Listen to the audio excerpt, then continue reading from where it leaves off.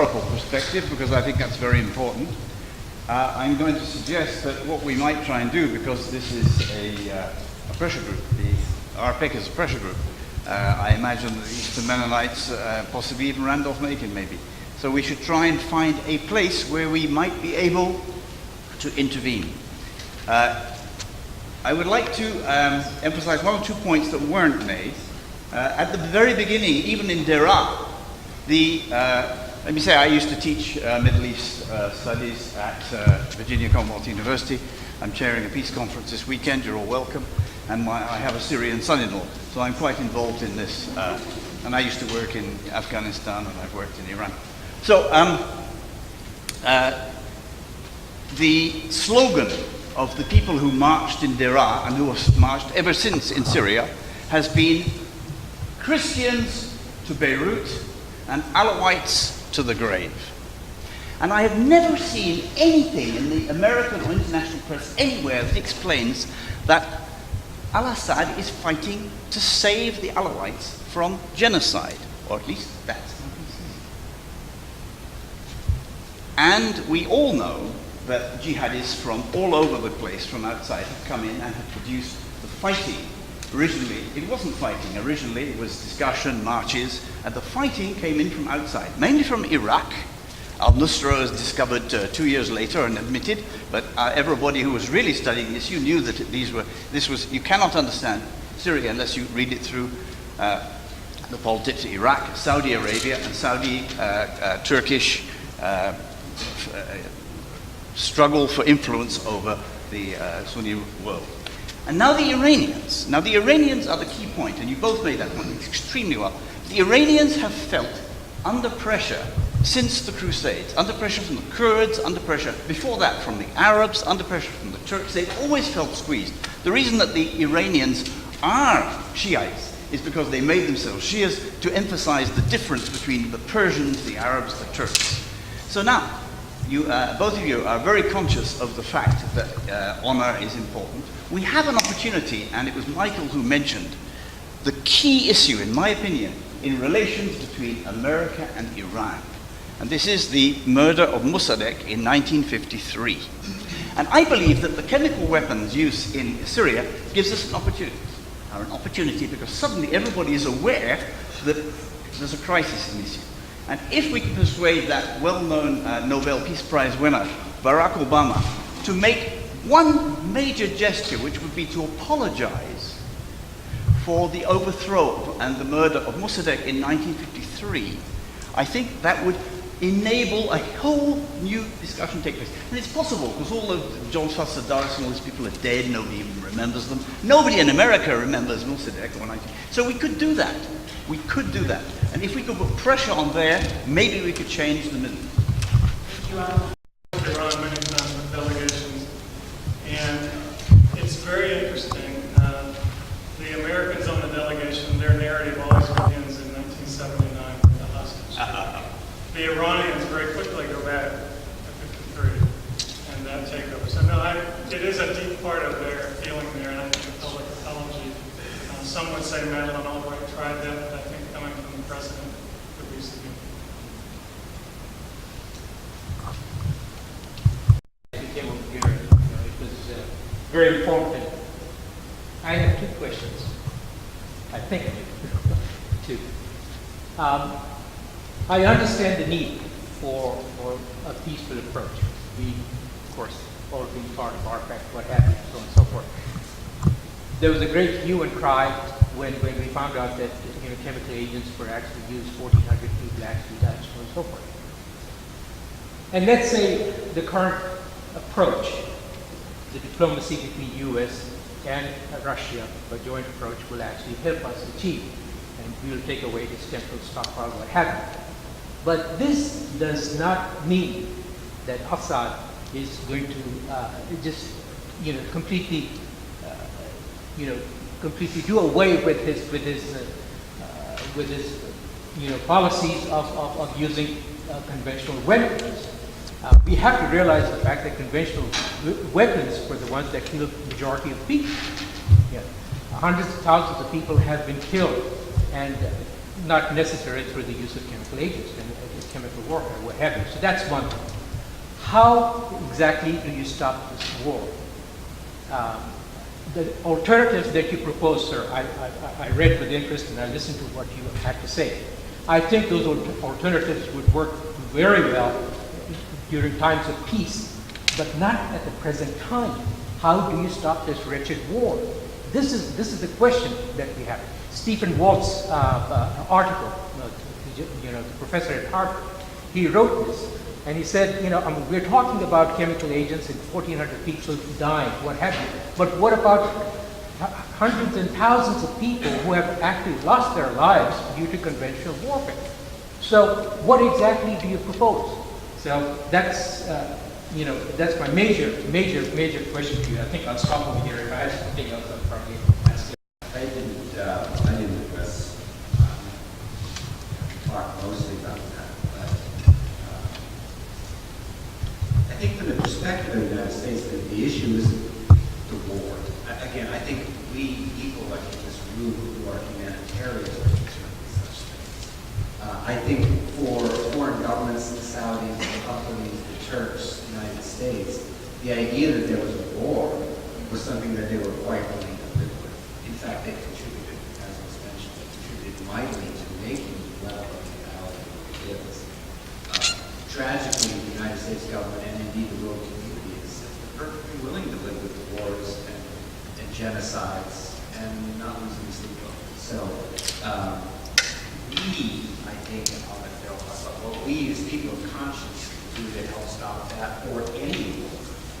But I think from the perspective of the great powers, the fact that there are people dying, that the Middle East is a country of chaos, is not the main issue. In fact, some specifically say, like Iraq, the more you have powerful rejection of terror states and ruins, it's actually in America's strategic interest. So sadly, I'm not sure the interest in stopping the war is shared at the White House. Indeed, like I said, America and its allies, the Saudis and the Turks, have done a lot to make the level of neutrality. But putting aside that, how do people of good conscience respond?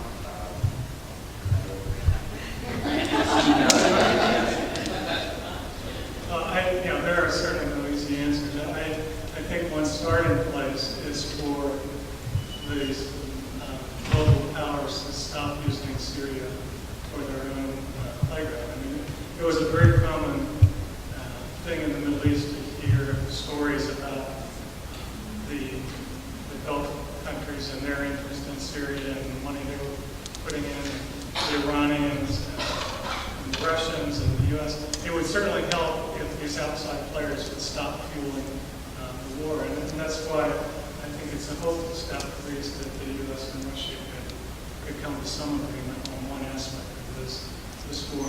Internally, our analysis at our center would be that any process that's going to lead to a sustainable peace has to include bringing together the various voices in the country. The Christian, the Alawite, the Sunni, and the other minority groups. And to some kind of a process that allows expression of the respective interests and some way of moving towards an agreement about what our future is going to look like in this nation. That if you leave out any of the players, you can't have a sustainable solution. Now again, that's much easier said than done. And it requires a lot of patient work, and I think that would certainly be a role that I would hope we would be urging our own deployments to play a constructive part. And I thank the gentleman and for the director of the center for planning this meeting. Can you hear me all right? Yes. Okay. I have a little bit of history, and you take it as to what you can learn from it if you can. But I think there are lessons. I was a boy in high school in 1935, going to Western High School in Washington, D.C., which is now the Duke Ellington School for the Arts. I commuted with my father. Now, this is it. Senator Nye, who was from North Carolina, North Dakota, was chairman of a committee that belatedly was studying as to the causes of the First World War. So I'll make a moral right now. They were studying the causes of the First World War that begun in 1914, and for a generation, things were taking place that led up to 1914. So between 1918, when the war ended, and 1935, it took that many years, you do your math, to figure out, pay attention, and say, maybe it makes a difference why we went to that war. Senator Nye's daughter, Marjorie, was in my homeroom class in Western High School, although I never met her. But the American public was fascinated with this, many of us fascinated with this study, investigation, and it was determined that yes, indeed, in the end, the question came down as to whether munitions makers think chemical weapons were instrumental in starting the First World War. We high school students across the country, led by a certain movement, debated the pro and con. And I had 16 or 17 debated. Yes, the munition makers were responsible. No, they weren't. We debated in true democratic fashion, both sides. But the country as a whole, at least those that were paying attention, decided that the munitions makers, principally from the United States and Germany, as well as others, were instrumental in fostering. After all, it's a business. If your family were in the munitions business, you might think that if you sold more munitions, you'd make more money. Munitions, I meant to say, not musicians. So, the more like one thing I get out of that is that they're no good guys and bad guys, if you really get down to it. My thought is that one thing that I get from this talk is that we should,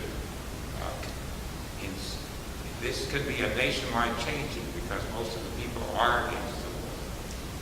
If we could get people to realize and spread the word that the President of the United States is not just the, what you call him, these, there was an article this week, what?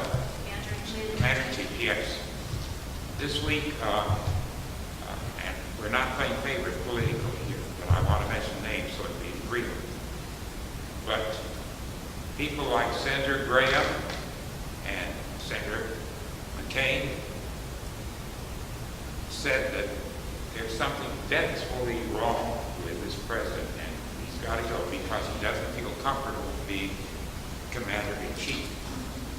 Now, this is where every citizen can pick up on that and write a letter to the editor. I do that, 2 or 3 people do, and people read it. To say that is to say that the most important thing for the American president is to be the commander-in-chief. Means that if he's got guts and he's a man, you know, if some member of your family is raped, you may want to shoot him. By damn, if you can figure out that this country is worse and keeps killing people, you go to war. That's the only manly thing to do. We've got to change our mental attitude towards this portrayal of America. In other words, we could have a budget for peace, and that's enough, sir. Thank you very much. Influence in their foreign policy making and their decisions along this line by the people they surround themselves with and the voices they hear. Do either of you have any knowledge of within Obama's cabinet, his kitchen cabinet, his National Security Council, are there any voices for reason and peace? I do know that something that is of particular interest to me on a scholarly and professional level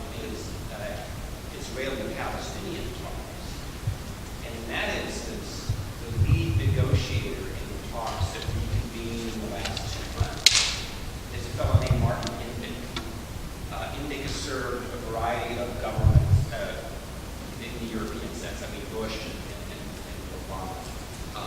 But cut his teeth as a leading person in APAC, American Israel Public Affairs Committee. Okay.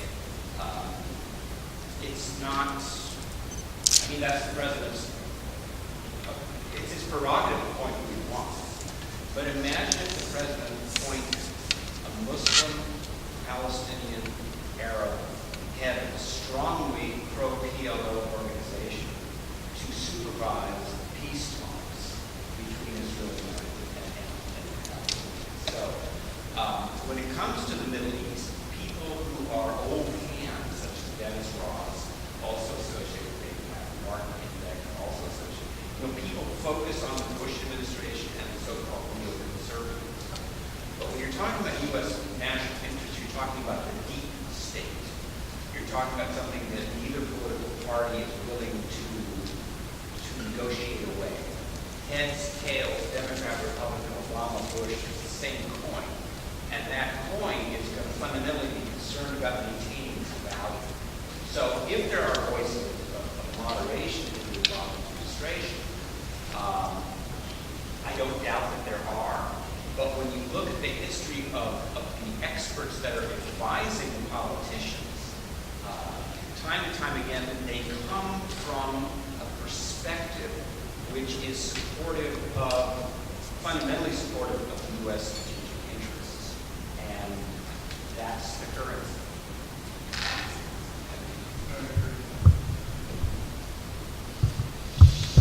A little more about what you mean by a window that we have now because of the mood of the country. And are there some specific actions that we might take to take advantage of this window?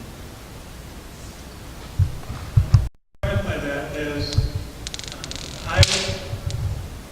think many in the country are fed up with war and don't have a lot of confidence that more military strikes is going to achieve something that they consider to be worthwhile.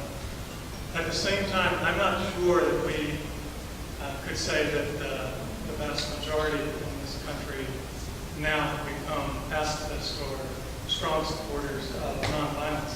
I think the window is during a time when people are frustrated and skeptical about the efficacy of violence. It behooves us to be very clever and creative in putting forward what some of those alternatives have been. And as I tried to lay out in my remarks, we have invested vast amounts of resource and human capital and human brain power in thinking about how you build a strong military. Let's take this opportunity as persons committed to nonviolence to really put forth some new ideas and redouble the creative proposals we're putting in. I think there's a new openness here, and it's time for us to make our arguments. Speaking both in terms of power of grassroots democracy, but also to look at how the Obama administration is pursuing this increasingly, even in its words, is now increasingly illustrating the fact that this is really about U.S. strategic interests. I'd like to pick on the youngest member of the audience here, a sixth grader named Sophia Fishbach. Right there, who on her own, without me asking, said, how do one contact the president? I told her the website, the email, she used my email account, went off, half hour later came back. How was it? Well, she wrote a very long email to the president. And I said, so are you in favor or against? She said, no, I was against it. And I explained why. Just while I was sitting here, Sophia, the president has responded to you. So I'll let you read it. But what I noticed interesting, and I took the liberty of actually being up here, which is weird normally, is how he has now framed this as dated, dear friend, Fisher's friend. There is no date, but look at how the rhetoric has changed from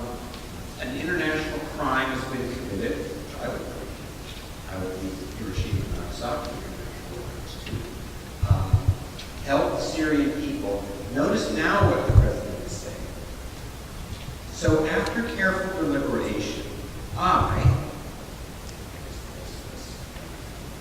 determined that it is in the national security interests of the United States to respond to the Assad regime's use of chemical weapons.